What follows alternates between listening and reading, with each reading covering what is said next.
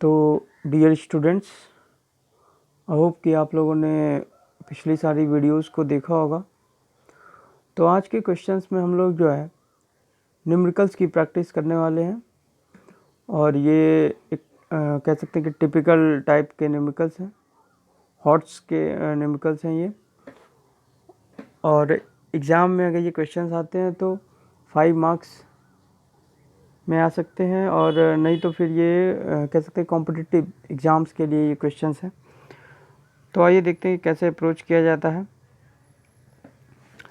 तो जो हमारा क्वेश्चन है, फर्स्ट क्वेश्चन नंबर 8, तो इसमें ये क्या कह रहा है, carrom board 4 feet into 4 feet, यानी कि एक कैरम बोर्ड है जिसकी लेंथ ब्रेड्थ, या कह सकते हैं कि स्क्वायर है तो फिर लेंथ ब्रेड्थ इक्वल होगी। तो स्क्वायर शेप में एक कैरम बोर्ड है और कैरम बोर्ड स्क्वायर ही होता है बच्चों। तो 4 इंटू 4 इसकी लेंथ और ब्रेड्थ है, और जिसके सेंटर पे एक क्वीन है। सेंटर आपको दिख रहा होगा ओ, सेंटर पे एक क्वीन है।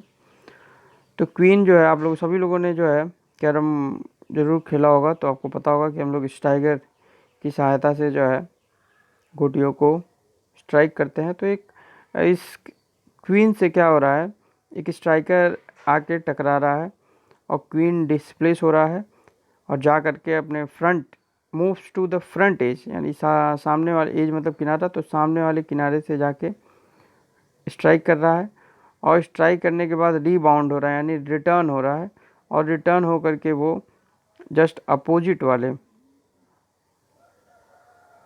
Goes to the hole behind the striking line, और क्या कर रहा है, होल में चला जा रहा है। तो यानी कि क्या हो रहा है, यहाँ से स्ट्राइक किया सामने वाले वॉल पे, सामने वाले किनारे पे, और फिर स्ट्राइक करके होल में चला गया, बी पॉइंट पे चला गया, यानी ओ से ए गया और फिर ए से बी पे चला गया। तो क्वेश्चन समझना बहुत ज़रूरी होगा, क्योंकि जो है सीबीएसई बोर्ड में मैंने पहले भी बताया है कि जो है क्वेश्चंस थोड़े से घुमा घुमा करके पूछे जाते हैं। बहुत सिंपल होते हैं, लेकिन थोड़ा सा उनका लैंग्वेज जो पकड़ लेगा वो क्वेश्चंस को आसानी से कर पाएगा बच्चों। तो इसमें क्या हो रहा है, वो सीधे सीधे डिस्प्लेसमेंट निकालना है, लेकिन हम लोगों को डायरेक्ट यहाँ पे कुछ नहीं क्लियर कह रहा है, बस ये थोड़ा सा एक से वो बनाया हुआ है कि सिनेरियो।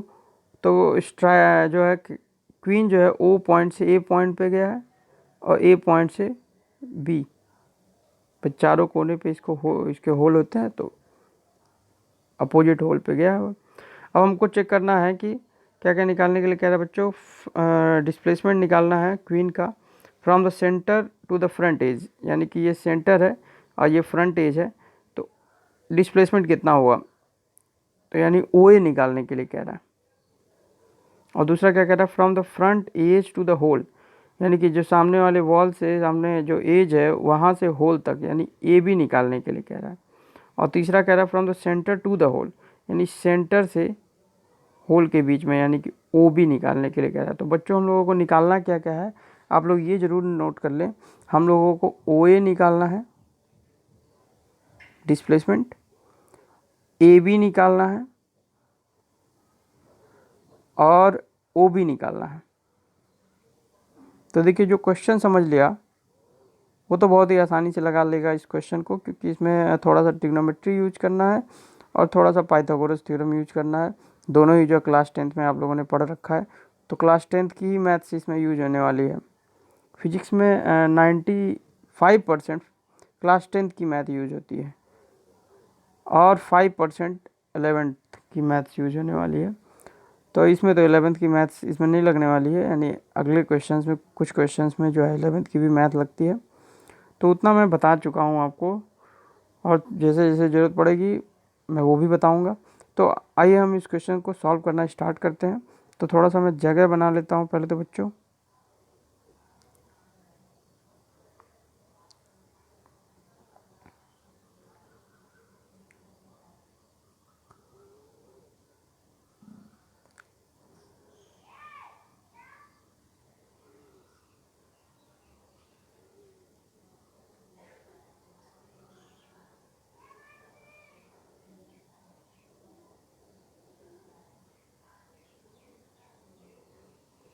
मैंने क्वेश्चन को डिलीट कर दिया है, क्योंकि आप क्वेश्चन समझ चुके होंगे कि हम लोगों को क्या गिवन है और निकालना क्या है।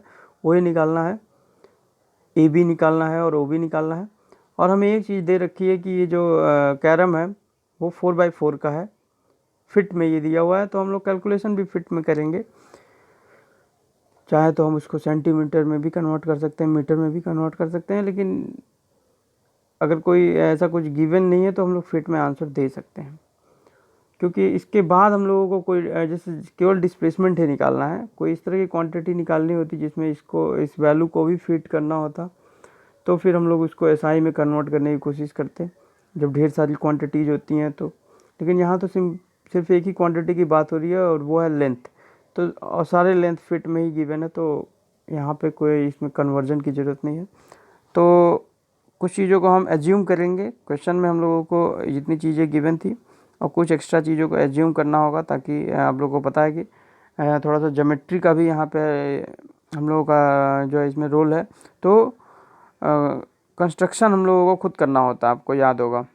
कंस्ट्रक्शन से होता क्या है कि हम लोगों को सोचना थोड़ा सा आसान हो जाता है।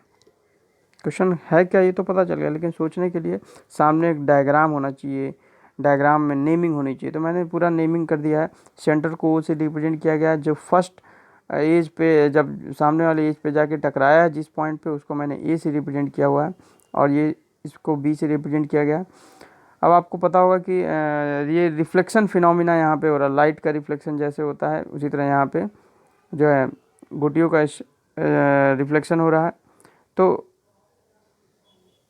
रिफ्लेक्शन लॉ आपको क्या पता होगा कि आई आर ये सब बराबर होता है, angle of incidence angle of reflection बराबर होता है, तो उसका हम लोग यहाँ पे यूज करने वाले हैं। तो अब यहाँ पे बच्चों देखिए, मैं ऐसे बना देता हूँ, ये मेन फिगर भी आप देखिए और मेरा फिगर भी देखिए। अब देखिए यहाँ से कुछ ऐसे गया होगा और यहाँ से ऐसे टकरा के आया होगा, है ना बच्चों। तो और सेंटर है ये ओ पॉइंट, यहाँ से एक परपेंडिकुलर मैंने लाइन कंस्ट्रक्ट कर दी, यहाँ से मैंने बीच में एक कंस्ट्रक्ट कर दिया। अभी आप ओ बी को ध्यान में मत रखिए, मेन जो अभी पहले हमारा ओ ए और ए बी की हम बात कर रहे हैं, सिर्फ ओ बी को मैंने ज्वाइन नहीं किया है। तो बच्चों ये एंगल थीटा होगा, सपोज कर लिया गया है ये एंगल थीटा है, सपोज कर लिए ये एंगल थीटा है, तो ये भी एंगल थीटा होगा। अल्टरनेट एंगल, भाई लाइन्स पैरेलल हैं, ये लाइन यहाँ पैरेलल है, और ये देखिए ये भी मैंने परपेंडिकुलर बिल्कुल सीधा ही लाइन है और ये भी सीधी लाइन है, तो ये पैरेलल लाइंस, और ये क्या है ट्रांसवर्सल लाइन, तो ये एंगल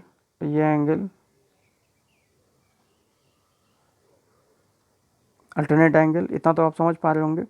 खुद भी कॉपी पेन की लेकर के बैठेंगे बच्चों और थोड़ा सा एज्यूम करेंगे क्लास 9th में अल्टरनेट एंगल करस्पॉन्डिंग एंगल, तो याद आ रहा होगा आप लोगों को। तो ये अल्टरनेट एंगल हो जाएगा, तो ये एंगल थीटा होगा। एक मिनट बच्चों,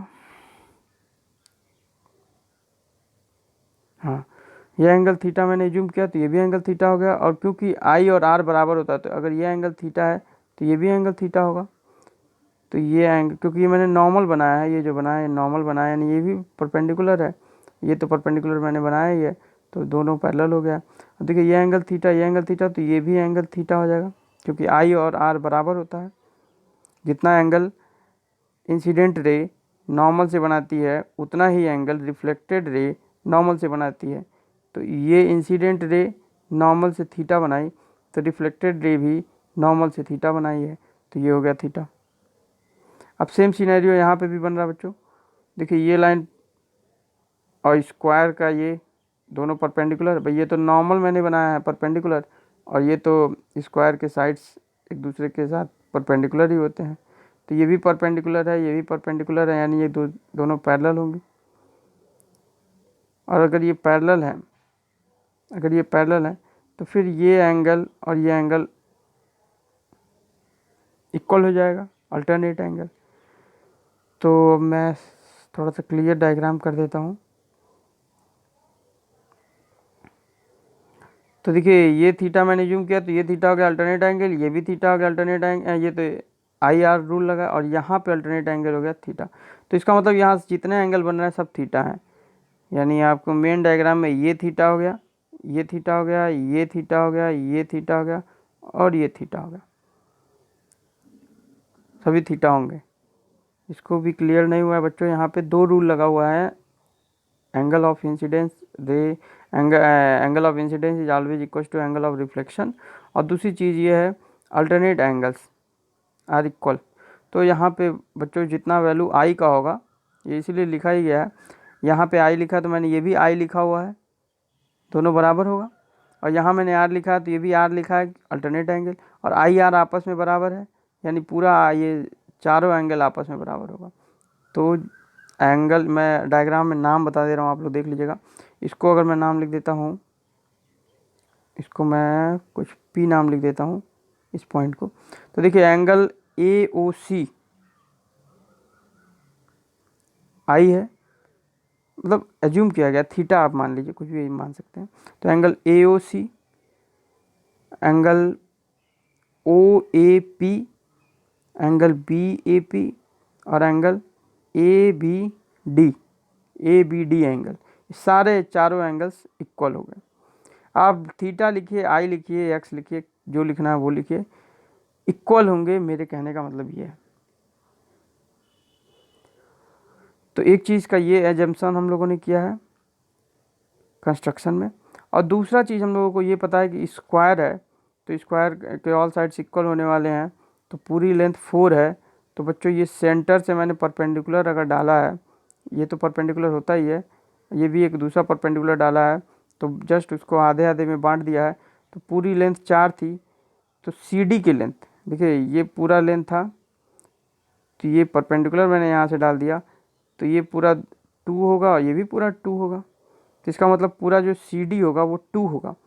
अब सी डी भी आप देखना कि ए पॉइंट पे बटा हुआ है, तो मैंने ए सी को यक्स मान लिया है, तो ए डी 2 माइनस एक्स हो जाएगा। भाई पूरा सी डी जो है 2 फिट का है, पूरा सी डी 2 फिट का है, पूरा साइड 4 फिट का है, और सी डी उसका आधा है तो 2 फिट का है, पूरा सी डी 2 फिट का है, और सी डी भी 2 पार्ट में बटा हुआ है। अब इक्वल है कि नहीं वही तो अलग बात है, इक्वल नहीं है वैसे। तो हम लोग एज्यूम कर लिए, एक पार्ट को एक्स एज्यूम कर लिए, दूसरा पार्ट ऑलरेडी 2 माइनस एक्स हो जाएगा। तो आई होप कि आप एजम्पशंस को समझ पाए होंगे कि क्या क्या यहाँ पे हम लोगों को एज्यूम किया गया है। तो अब हम लोग आइए बच्चों सिंपल ट्रिग्नोमेट्री की सहायता लेते हैं। क्या क्या एज्यूम था वो आप लोगों ने देख लिया, एंगल्स चारों इक्वल हैं, और साथ में जो है मैंने ए सी को एक्स लेट किया है, और इस वजह से ए डी जो है 2 माइनस एक्स हो गया, क्योंकि टोटल जो सी डी है वो 2 फिट है। क्यों 2 फिट है? क्योंकि पूरा साइड 4 फिट का है और ये आधा है उसका। और आधा क्यों है बच्चों? क्योंकि देखिए ये परपेंडिकुलर था, यहाँ से मैंने एक और परपेंडिकुलर डाला है, तो जस्ट उसके सेंटर पे, क्योंकि सेंटर से मैंने परपेंडिकुलर डाला है बच्चों, कहीं और से परपेंडिकुलर डालता तब अलग, तब वो एक जो है जस्ट हाफ में डिवाइड नहीं करता, लेकिन मैंने सेंटर से परपेंडिकुलर डाला है। तो स्क्वायर के सेंटर से अगर एक परपेंडिकुलर ड्रॉ किया जाए साइड पे, तो वो साइड को हाफ हाफ में डिवाइड कर देता है। तो एक सामने स्क्वायर रख करके आप खुद परपेंडिकुलर बना के देख लीजिए। तो इतनी चीज़ें क्लियर हो गई, एज्यूम क्या किया गया है ये क्लियर हो गया। अब आप एक एक करके सिंपल जो है यहाँ पे रूल लगा दीजिए, और एक काम कीजिएगा, मैंने एंगल को आई आर से इसलिए रिप्रेजेंट किया हुआ ताकि angle of incidence, angle of reflection समझाना था मुझे। आप लोग क्या क्या कीजिएगा, मैं जो अपना डायग्राम बनाएगा उसमें सारे एंगल्स को थीटा लिखिए, कन्फ्यूजन नहीं हो, क्योंकि चारों इक्वल है ये तो मैंने बता दिया। तो ये सारा एंगल थीटा है, तो मैं भी थीटा ही लेके कैलकुलेशन करने वाला हूँ। ये सब थीटा है, ये सब थीटा है। दो अलग नाम देने को मतलब नहीं है, सभी एंगल्स इक्वल हैं तो वैल्यू तो इक्वल ही है। तो ट्रिग्नोमेट्री में तो यहाँ पे वैल्यू से ही मतलब होता है, सिंबल उनका क्या है इससे कोई मतलब नहीं। तो अब यहाँ थीटा है सभी एंगल्स बच्चों, तो मैं थीटा लिखूँगा, तो इसका मतलब ये नहीं होना चाहिए आई क्यों नहीं लिख रहा है ना, इस सारे एंगल जो है वो बराबर है। तो मैं लगा देता हूँ trigonometry in triangle A O सी में बच्चों लगा देंगे हम tan थीटा, tan थीटा। तो ये उसी में tan थीटा अगर आप लगाते हैं तो क्या हो जाता है बच्चों,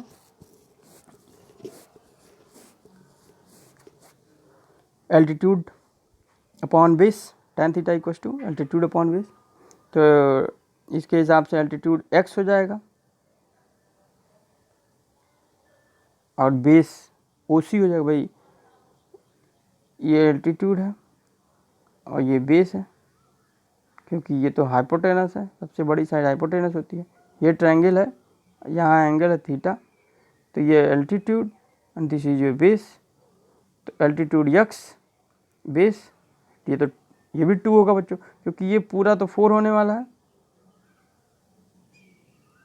ये 4 है तो ये पूरा 4 होने वाला है, और 4 का आधा सेंटर से जुड़ा हुआ है तो ये आधा यानी 2 होने वाला है। तो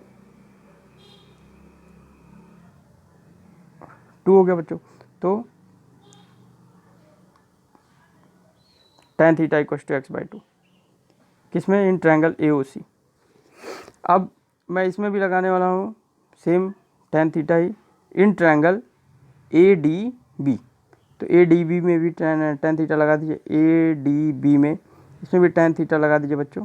तो tan थीटा इक्वल टू क्या हो जाएगा, इसमें tan थीटा लगाएंगे तो यहाँ पे थीटा है। अब आपको पता है कि मेन फिगर देखिएगा ADB, देखिएगा ADB बच्चों, देखिए इसमें AB जो हाइपोटेनस हो जाएगा और थीटा से जो जुड़ा हुआ होता है वो तो बेस हो जाता है, यानी BD यहाँ बेस हो गया। तो एल्टीट्यूड क्या हो गया, जो एल्टीट्यूड जो हो गया वो हमारा AD हो गया। तो यहाँ पे क्या होगा, tan theta equal to altitude upon base. तो एल्टीट्यूड AD हो गया, यानी 2 - x और बेस यहाँ पे कितना हो गया बच्चों, BD, यानी BD is the side of the square, यानी 4। तो देखिए दोनों थीटा तो इक्वल है, तो tan थीटा की वैल्यू x/2 आई, यहाँ पे tan थीटा की वैल्यू 2 - x/4 आई। तो दोनों बराबर होनी चाहिए, क्योंकि थीटा तो बराबर है। तो tan theta equal to tan theta, यानी x/2 इक्वल टू 2 - x/4। तो इसको हम लोग थोड़ा सा सॉल्व कर देते हैं। 1 मिनट यहाँ पे नोट कर लिए होंगे, तो मैं अब इसके आगे सॉल्व करने जा रहा हूँ बच्चों। तो ये हो जाएगा 2 - x/4 इक्वल हो गया, अब यहाँ से क्रॉस मल्टीप्लिकेशन x की वैल्यू हम लोग फाइंड आउट कर लेंगे। 2 × 4 - 2x और इक्वल टू 4x। तो 6x equal to 4, 6x equal to 4। तो यहाँ से x इक्वल टू क्या हो जाएगा बच्चों, 2/3 हो जाएगा। तो x की वैल्यू निकल गई बच्चों 2/3। अब x की वैल्यू निकल गई तो पूरा साइड CD जो है वो 2 है, अभी मैंने बताया CD पूरा 2 है। तो CD अगर 2 है और x 2/3 है, तो 2 में से 2/3 अगर हटा देंगे तो AD निकल जाएगा। तो सब्ट्रैक्ट कर दीजिए। तो इसी तरह से सब्ट्रैक्ट कर देंगे आप। x की वैल्यू नोट कर लीजिएगा बच्चों 2/3। अब हम AD निकाल दे रहे हैं, ये AC निकल गया, AC हमारा फाइंड आउट हो गया 2/3। याद रखिएगा बच्चों, मेन डायग्राम भी देखते रहिएगा। हमारा मेन डायग्राम में जो है x की वैल्यू निकल गई 2/3। अभी हम AD निकालने जा रहे हैं। 2/3 आया है,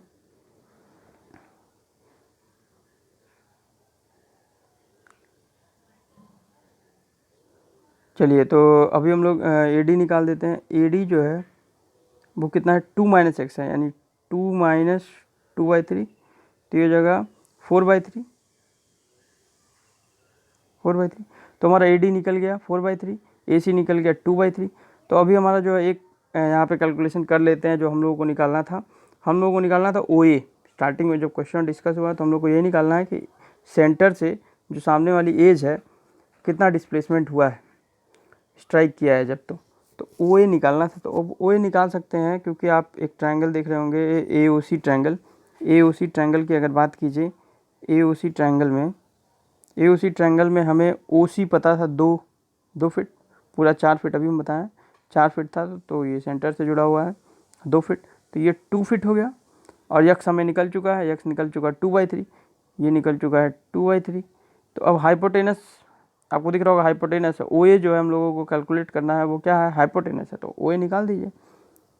पाइथागोरस थ्योरम से। तो ओ ए बराबर क्या हो जाएगा, root over altitude square plus base square, तो 2 स्क्वायर प्लस 2/3 का होल स्क्वायर, 2 स्क्वायर प्लस 2/3 का होल स्क्वायर।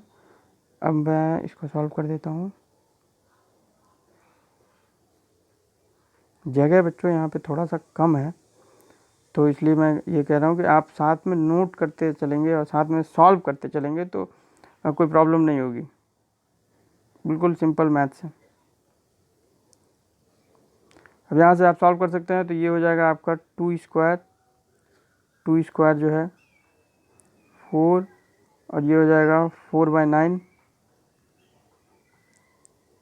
तो 9 4 या 36 प्लस 4, ये हो जाएगा टोटल 40/9। और इसमें से आप जो है 40/9, और इसमें जो है रूट से बाहर ले लीजिए। तो 40 को मैं 4 × 10 लिख सकता हूँ बच्चों, 4 × 10, जितना पेयर बनेगा उसको मैं रूट से बाहर ले रहा हूँ, तो 4 × 10 लिखेंगे तो 4 2 × 2 का पेयर बन जाएगा, तो मैं 2 बाहर ले रहा हूँ, तो 2√10। उसी तरह 9 जो है वो 3 × 3 का पेयर हो जाएगा, तो 3 बाहर हो जाएगा। तो मैंने एक डिस्प्लेसमेंट निकाल दिया, ओ ए की वैल्यू निकाल दिया 2/3√10। तो ओ ए की वैल्यू बच्चों हम लोगों की निकल चुकी है 2/√3 10। तो इसको नोट कर लीजिएगा, हम लोग का एक कैलकुलेशन हो गया, ओ ए की वैल्यू निकल गई। अभी हम लोगों को और क्या क्या निकालना है, हम लोगों को ए बी भी निकालना है। तो ए बी भी अब सिंपल पाइथागोरस थ्योरम लगाएंगे, इसको नोट कर लीजिएगा बच्चों। तो अभी हम लोग ए बी की वैल्यू निकाल लेते हैं। ट्रायंगल बदल देंगे, अगली वैल्यू भी मिल जाएगी। अभी हम लोगों ने AOC में कैलकुलेशन किया था, अब हम लोग कैलकुलेशन करने जा रहे हैं इन ट्रायंगल ABD में। तो ट्रायंगल अभी हम लोगों को चूज करना है, 1 मिनट।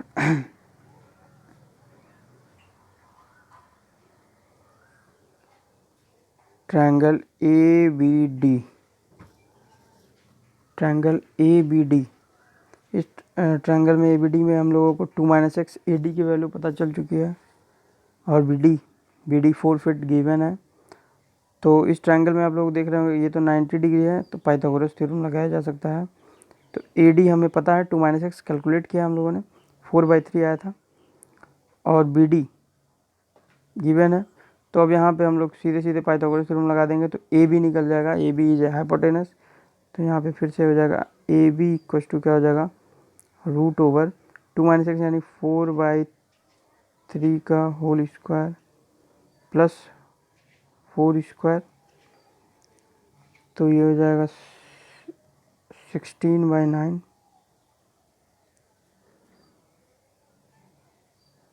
प्लस 16।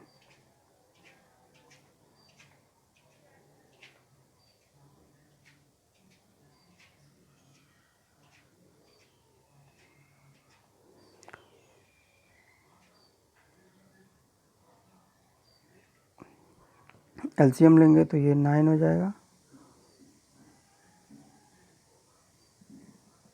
और ये ऊपर 160 हो जाएगा, 144 होगा, 16 9 जा और प्लस 16 160। अब इसको भी हम लोग थोड़ा सा रूट से बाहर ले लेते हैं।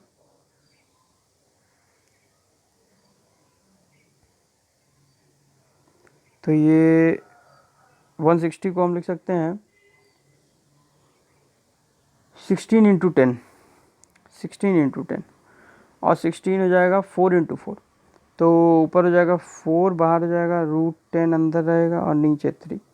तो दूसरी वैल्यू हमारी आ गई 4/3√10, तो 4/3√10। तो आई होप कि आप लोगों को AB का कैलकुलेशन समझ में आ गया होगा। अब हम लोगों को लास्ट में जो है OB का कैलकुलेशन करना है, तो आइए OB का थोड़ा सा कैलकुलेशन कर लेते हैं।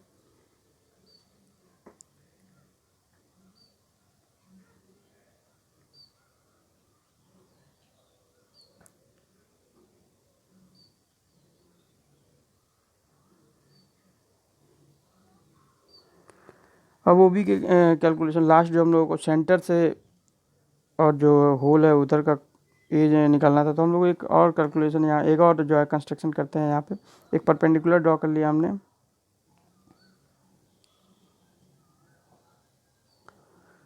उस साइड परपेंडिकुलर ड्रॉ किया था, इस साइड भी परपेंडिकुलर ड्रॉ कर लिया।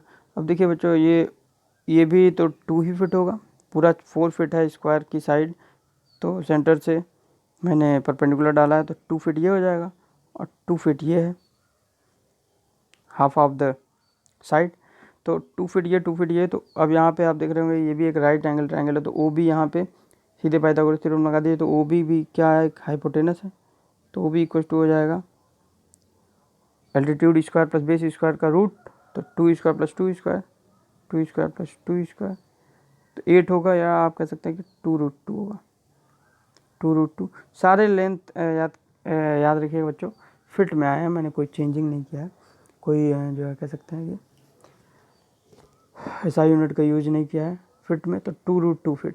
तो आई होप कि आप लोगों को क्वेश्चन समझ में आया होगा। देखें आप लोगों ने देखा कि कितनी आसानी से जो है क्वेश्चन सॉल्व हुआ है अगर हम लोगों ने डायग्राम बना लिया है तो इसमें सारा खेल सही डायग्राम बनाने का है और थोड़ा सा एज्यूम करना है, और क्लास 9-10 की मैथ्स को रिवाइज करते रहिए। बायो वाले बच्चे, अलग वाले तो पढ़ ही रहे हैं मैथ। तो आइए नेक्स्ट क्वेश्चन देखते हैं बच्चों।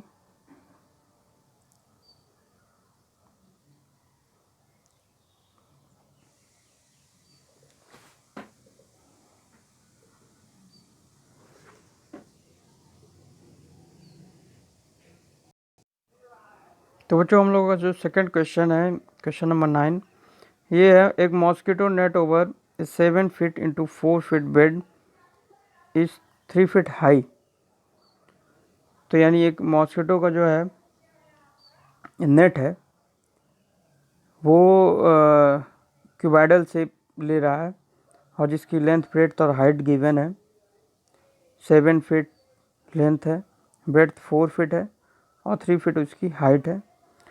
The net has a hole at the corner of the bed, और एक कोने पे उसमें जो है होल है जहाँ से क्या हो रहा है, विच ए मॉस्किटो इंटर्स द नेट, जिस जहाँ से जो है मच्छर इस नेट के अंदर इंटर हो रहा है, and it fly and seats at the diagonally opposite upper corner of the net.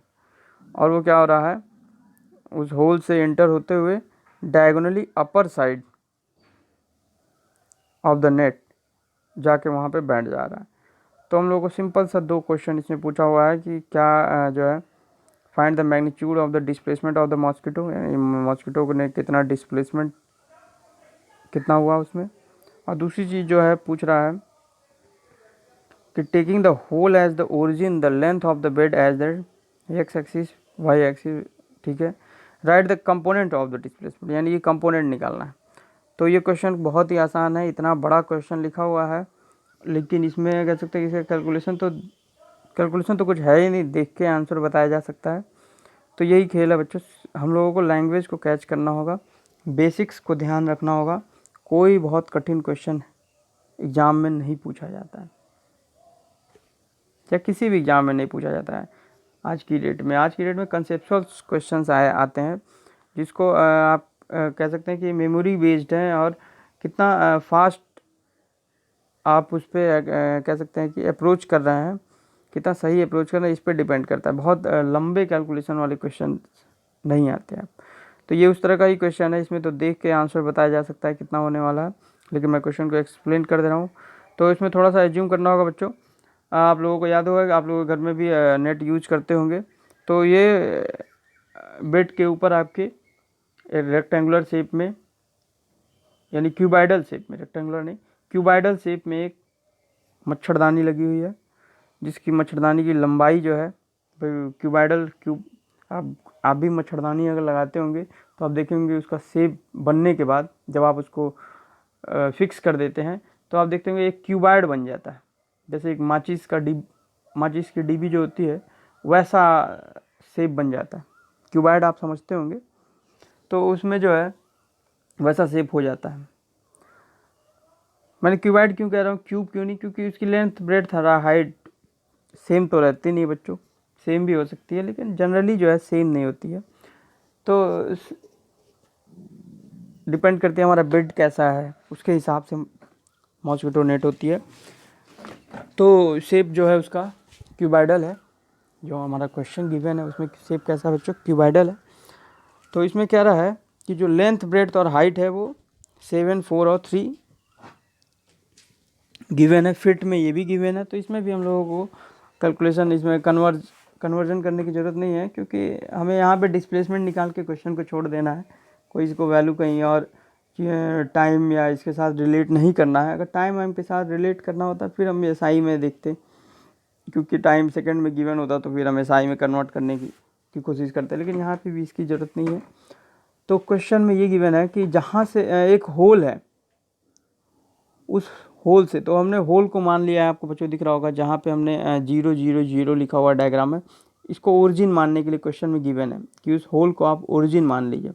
तो आपको पता होगा कि ओरिजिन का जो कोऑर्डिनेट होता है वो 0 0 होता है। अभी आप 0 0 जानते होंगे एक्स वाई, लेकिन अगर तीनों ही एक्सिस होंगी, यानी 3 डायमेंशनल कोऑर्डिनेट्स की अगर हम बात करते हैं, तो वहाँ पे जो ओरिजिन हो जाएगा उसका, उसमें जेड को भी रिप्रेजेंट किया जाएगा। तो इसका जो है वो क्या हो जाता है कोऑर्डिनेट 0 0 0। जैसे एक्स वाई प्लेन में आप लोग देखते होंगे 0 0 होता था, तो 3 डायमेंशनल है, तो यहाँ पे जेड भी 0 है, तो 0 0 0 इसके कोऑर्डिनेट्स हैं।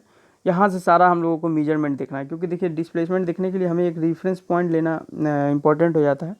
भाई अगर किसी की डिस्प्लेसमेंट बताना है तो ओरिजिन कहीं से तो लेना होगा ना, कि यहाँ से लेके और यहाँ तक की 4 मीटर डिस्प्लेसमेंट है, तो पहले एक फिक्स पॉइंट लेना होता है। तो हमें जहाँ जिस होल से मच्छर इंटर हुआ है उसको ओरिजिन हमने मान लिया है, उसका रेफरेंस पॉइंट मान लिया है, और यहाँ का कोऑर्डिनेट हमें गिवन है, मानने के लिए कहा है कि वही ओरिजिन है। तो ओरिजिन का कोऑर्डिनेट 0 0 0 होता है, तो आपको दिख रहा होगा। अब लेंथ आपको दिख रही होगी अलॉन्ग एक्स 7 डायग्राम में मैंने लिखा हुआ है। ब्रेड्थ 3 है, नहीं ब्रेड्थ 4 है, और हाइट जो है वो 3 है जेड एक्सिस। तो मच्छर यहाँ से घुस के गया और मच्छर सीधे डायगोनली अपोजिट साइड यानी पी की तरफ गया। हाँ, अब क्यूबाइड में डायगोनल आपको समझना होगा। क्यूबाइड के डायगोनल की बात हो रही है बच्चों, रेक्टेंगल के डायगोनल की बात नहीं हो रही कि रेक्टेंगल में आप कह देंगे कि ये डायगोनल हो गया, नहीं।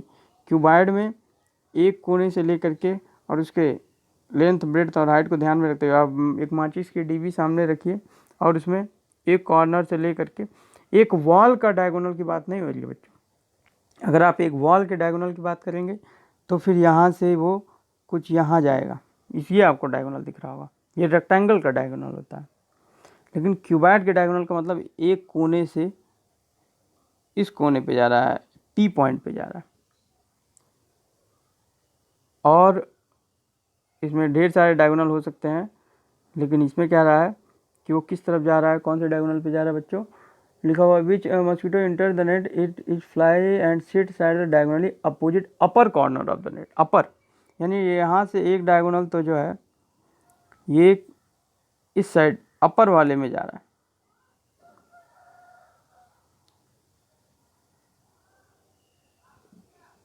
तो यही है अपर साइड का डायगोनल। यानी मच्छर एक बॉटम वाले कॉर्नर से मूव करना स्टार्ट किया है और अपर वाले डायगोनल पे जा कर के बैठ गया है। तो इसका हम लोगों को निकालना है डिस्प्लेसमेंट। तो यहाँ पे डिस्प्लेसमेंट निकालने के लिए बच्चों आपको याद होगा, मैं थोड़ा सा रिमाइंड करा देता हूँ, बहुत ही आसान हो जाएगा क्वेश्चन आपके लिए। मैं एक्स वाई प्लेन आपको याद दिला देता हूँ, एक्स वाई जेड भी आप समझ जाएंगे। एक्स वाई प्लेन मैं इसलिए बता रहा हूँ क्योंकि आप लोगों ने इसको पढ़ रखा है, काफ़ी अच्छे से समझते हैं। तो देखिए अगर कोई ऑब्जेक्ट केवल एक्स एक्सिस पे मूव करता था, तो सपोज कर लीजिए 2 यूनिट उसने मूव किया है, तो कुछ वो यहाँ पे पहुँच जाता था और मैं उसका कोऑर्डिनेट बता देता था 2 0, याद होगा आपको 2 0 इसका कोऑर्डिनेट हो जाएगा, याद आ रहा होगा। और अगर वो जो है मैं कह दूं कि वो 2 और 2 मूव कर रहा है, यानी कि एक्स में 2 डायरेक्शन 2 यूनिट और वाई में भी 2 यूनिट, तो उसका कोऑर्डिनेट यहाँ पे कहीं होता था, उसकी पोजीशन यहाँ पे कहीं होती थी, और मैं कह देता था कि उसका कोऑर्डिनेट 2 × 2 है। और अगर सिर्फ वाई में मूव किया होता तो कहीं यहाँ कहीं होता और उसका कोऑर्डिनेट 0,2 हो जाता। याद आ रहा है कुछ बच्चों? भाई एक्स में मूव किया तो एक्स कोऑर्डिनेट केवल चेंज होता था, वाई रिमेंस कांस्टेंट। वाई में मूव किया तो वाई चेंज होता था, एक्स रिमेंस कांस्टेंट। और अगर एक्स वाई दोनों में मूव किया है तो दोनों में वैल्यू कुछ चेंज होती थी, दोनों का कोऑर्डिनेट निकल के आता था। तो उसी तरह से यहाँ पे आपको ध्यान देना होगा कि वो कैसे कैसे मूव किया है। तो उसने कुछ ना कुछ लंबाई गेन की है, आप देख रहे होंगे कि भाई यहाँ से वो इस वाले सिरे की तरफ आ गया, लंबाई उसने गेन की है। ये सब परपेंडिकुलर है, बट आपको इस फिगर में समझ में नहीं आ रहा होगा, तो आप एक सामने एक वो लेकर के बैठेंगे बच्चों, कोई क्यूबाइडल शेप और आपके हाथ में होना चाहिए। तो ये यहाँ से इस एंड पे गया है, यहाँ से इस कॉर्नर पे गया है, तो उसने कुछ लंबाई गेन की है, लंबाई के साथ साथ कुछ चौड़ाई भी गेन की है।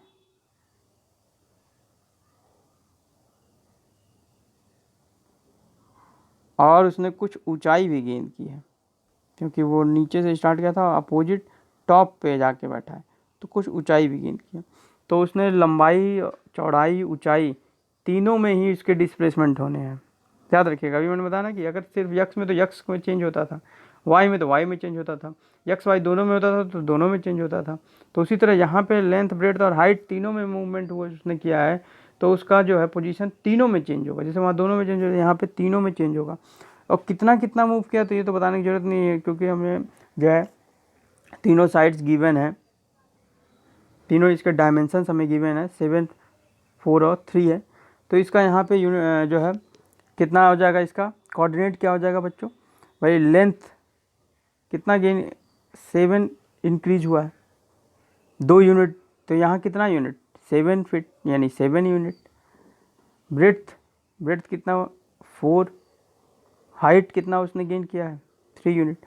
तो ये उसका कोऑर्डिनेट हो जाएगा। जैसे वहाँ 2 एक्स वाई एब्सिसा और ऑर्डिनेट आप रिप्रेजेंट करते थे, तो यहाँ पे तीनों ही रहेंगे कोऑर्डिनेट्स, एक्स वाई जेड। लिखने का पैटर्न वही होता है, पहले एक्स फिर वाई उसके बाद जेड।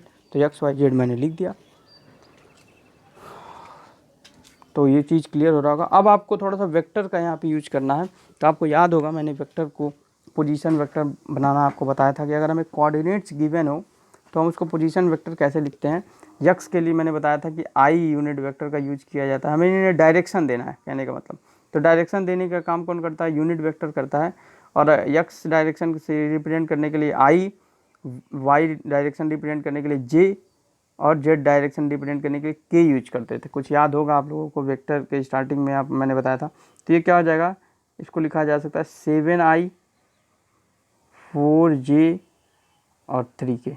कोऑर्डिनेट अगर लिख दिए आप तो ये उसका पोजीशन वेक्टर हो गया। कुछ नहीं करना होता है, कोऑर्डिनेट पता है तो उसको डायरेक्शन उसमें लिख दीजिए। ये मैग्नीट्यूड हो गया भाई, ये मैग्नीट्यूड हो गया, 743 मैग्नीट्यूड है।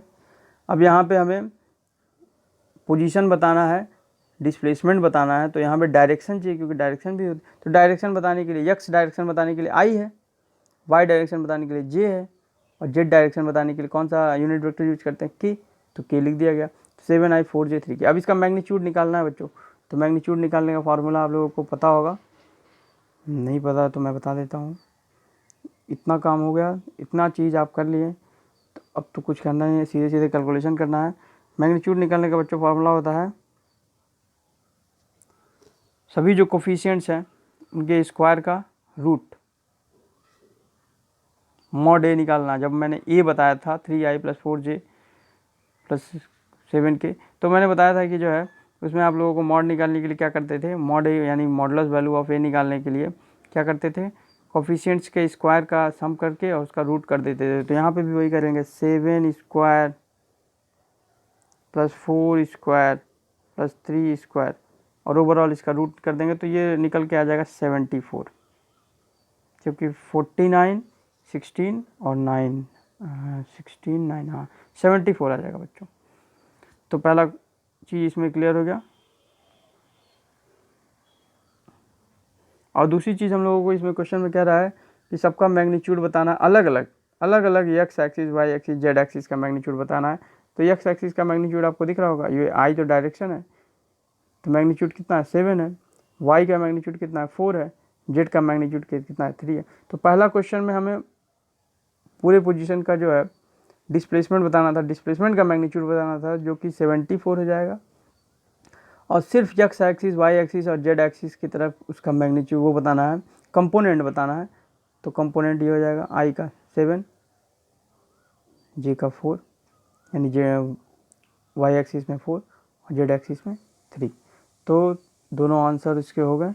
तो आई होप कि आप लोगों को चीज़ें समझ में आई होंगी। और भी क्वेश्चंस इस पे लगाएंगे अभी हम लोग, और 10 पेज मैंने इसीलिए कहा आप लोगों को छोड़ने के लिए। अच्छा, एक इम्पॉर्टेंट नोटिस आप लोगों के लिए ये है कि सभी बच्चे जो हैं जिनको भी डाउट हो रहा है ऐप यूज़ करने में, या किसी भी तरह की कोई समस्या हो रही है ऑनलाइन क्लासेस में, क्या कुछ प्रॉब्लम्स हैं, कुछ वो शेयर करना चाहते हैं, या फिर किसी भी तरह की कोई प्रॉब्लम है, तो कल, यानी कि कल क्या डेट है बच्चों, कल शायद 11 है, यानी कि ट्यूसडे, थर्सडे। एक मिनट मैं डेट कंफर्म कर लेता हूँ बच्चों। तो बच्चों कल जो है 11 जून है।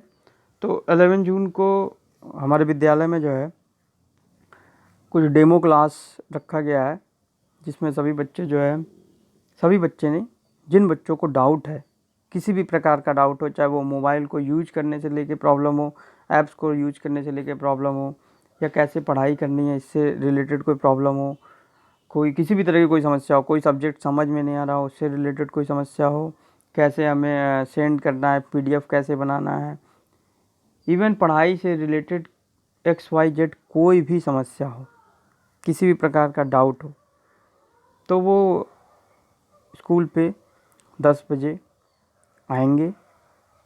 कल हम भी वहीं पे रहेंगे, सभी लोग वहीं पे रहेंगे, सारे टीचर्स वहीं पे रहेंगे।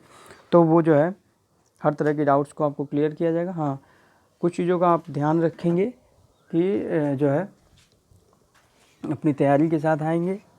हो सकता है हो सके तो मोबाइल ज़रूर लेकर के आएंगे, क्योंकि जिसकी मोबाइल से रिलेटेड समस्याएं हैं वो मोबाइल लेकर के आएगा, तभी वो थोड़ा सामने एक उसको डेमो दे दिया जाएगा। और दूसरी चीज़ ये है कि जो है प्रॉपर अपने मतलब होम ड्रेस में और सेफ्टी के साथ, जो भी मास्क वास्क है ये सब कुछ यूज करते हुए, सैनिटाइजर वेजर का अपना रखेंगे। खैर वो स्कूल पे भी है, तो वो आ सकते हैं बच्चों। ये आप लोगों के लिए खास करके रखा गया है, क्योंकि मैंने देखा है कि मुश्किल से 3 या 4 बच्चे या 5 बच्चे कह सकते हैं, वो लगातार सभी चीज़ों को अटेंड कर रहे हैं, रिप्लाई कर रहे हैं, लेकिन क्लास में बच्चों स्ट्रेंथ जो है हमारी ग्रुप में जो है 35-40 स्ट्रेंथ है, तो ये कह सकते हैं 7th पार्ट भी नहीं अच्छे से परफॉर्म कर रहा है। तो ऐसा होने वाला नहीं है बच्चों, ऐसे काम नहीं चलने वाला है। और अगर आप लोगों को ये लग रहा है कि नहीं कोई ऑप्शन दूसरा है, तो बच्चों इस समय कोई दूसरा ऑप्शन नहीं है। इस समय हम लोगों को ऐसे ही काम आगे करना है, इसी में थोड़ा और अच्छे से अच्छा सुधार करने की कोशिश करनी है। अब वो चीज़ सुधार जो है हम लोगों को मिल के करना होगा। तो इसके लिए पहले आप लोगों को मिलना होगा हमसे, और एक सामने मिल करके जो भी चीज़ें हो पाएंगी वो ज़्यादा अच्छे से बातचीत हो जाएगी कि क्या समस्याएं हो रही हैं, उसको काफ़ी हद तक दूर करने की कोशिश की जाएगी। और रही बात भाई सामने ब्लैक बोर्ड पे जो क्लासेज होती हैं, उससे तो आप कंपैरिजन नहीं कर सकते ऑनलाइन स्टडीज़ की, क्योंकि ऑन द स्पॉट आप कुछ नहीं पूछ सकते, और ऑन द स्पॉट मैं चाहूँ तो किसी डाउट को आप क्लियर नहीं कर सकता, क्योंकि आप पूछ ही नहीं सकते तो क्लियर भी नहीं किया जा सकता। दूसरी बात यह है कि एक फ्रंट टू फ्रंट की बात ही अलग होती है, आप लोगों को भी फील हो रहा होगा, मुझे भी फील हो रहा है।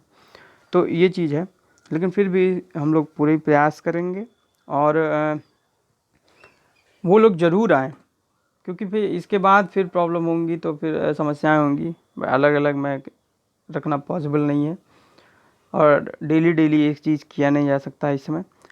तो कल जिसकी जो भी समस्या, मैं डेट फिर से बता दे रहा हूँ, 11 जून। तो जिसकी जो भी समस्याएं हैं स्टडी से रिलेटेड, बुक से रिलेटेड, नोट से रिलेटेड, क्वेश्चंस नहीं लग पा रहे हैं, क्वेश्चंस लग रहे हैं समझ में नहीं आ रहे हैं, भेजने में प्रॉब्लम हो रही है, XYZ आपकी कोई भी डाउट हो स्टडी से रिलेटेड, तो वो आप ज़रूर आएंगे, शेयर करेंगे, लेकिन प्रिकॉशंस के साथ।